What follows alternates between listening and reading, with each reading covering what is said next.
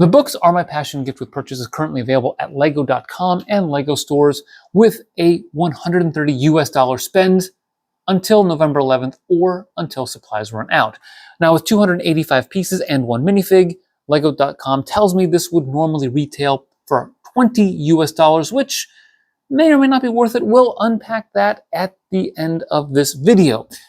But should you prioritize this gift with purchase, especially given some of the new sets that dropped this month? Well, let's go ahead and dive in.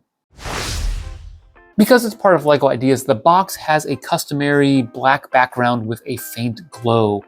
The blue bottom edge and multicolored cornering looks really good and works well with the background.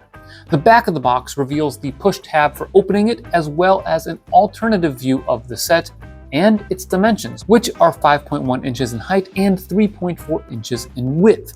Inside, there's an instruction manual, 4 bags of parts, and 3 loose 4x12 black plates. The contents were reasonably well packaged inside, so I had no issues with the instructions being bent, but I could see that being a problem for some.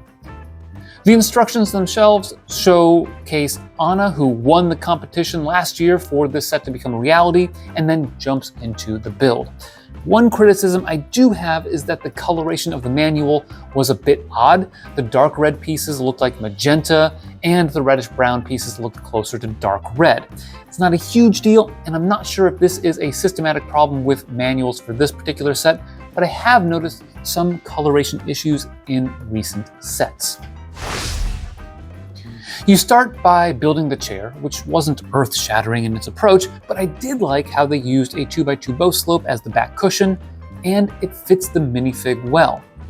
You next build up the black perimeter, dark tan tiles, and dark red carpeting. It's been a while since I've seen this dark red, dark tan combo like in the old Fire Brigade, but I really like it. Once that is done, you build the bookshelf, which makes great use of snot pieces to create the drawers at the bottom. Brackets are used throughout the set to achieve the myriad books on the shelves, and there are plenty of colors splashed throughout. 2x6 medium nougat tiles are used to demarcate the shelves, which is a nice contrast to the strong presence of reddish brown in the set. One technique I really appreciated was the use of these new-ish bracket pieces that connect to the back of the shelf, but allowed for some door rail pieces to mimic books. You also are stacking, in some cases, a bunch of 1x2 jumper plates in various colors to provide additional types of looks on the bookshelves. By the end of bag 3, you're about done with the entire unit, which has a total of 4 shelves. Because you use a lot of 1x2 by 1 2/3 snot bricks with studs on 3 sides, you do have some studs to deal with on the back, which end up getting covered up by a couple of 1x8 and 1x4 reddish brown tiles. After placing a couple of thinned wand boxes from the Harry Potter line and this printed globe head piece on the shelf, you finish things off with a plant, a table with a cup of tea, and some letters on the ledge of the unit. This is hands down a fantastic parts pack. You get 4 1x2 jumper plates in dark brown, which I can't find existing in any other set according to BrickLink. The other highlight to me are the 1x2 door rail pieces in light nougat, which have so far only appeared in the Friends Castle Bed and Breakfast set this summer. There are a few 2x6 tiles in both reddish brown and medium nougat, various brackets and snot bricks, 1x1 rounded double slopes in a number of colors, and of course some cool yellow pieces, which are among my favorite colors. There are also 3 fern pieces, which I can never get enough of for landscaping purposes, and there is this 1x2 tile in white that has a scribble printing for addresses, which is brand new this year. I know some fans were disappointed that the cylinder hemisphere pieces weren't used for the globe, but it has been a few years since they were used, and I'm guessing they aren't in production anymore, which is why we get the headpiece. The one minifig we get is solid, but nothing spectacular.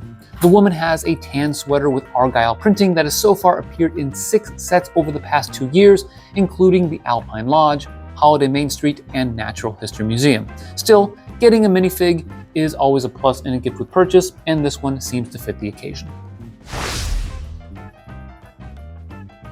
This certainly has a charming display look to it despite its diminutive size.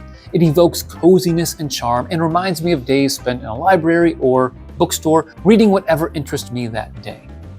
Perhaps my only quibble is the unevenness of the back with the tiles, but that's a very minor quibble. The shelves themselves look like they should. They're packed with books and full of adventure, and I think that's what you're looking for in a gift with purchase.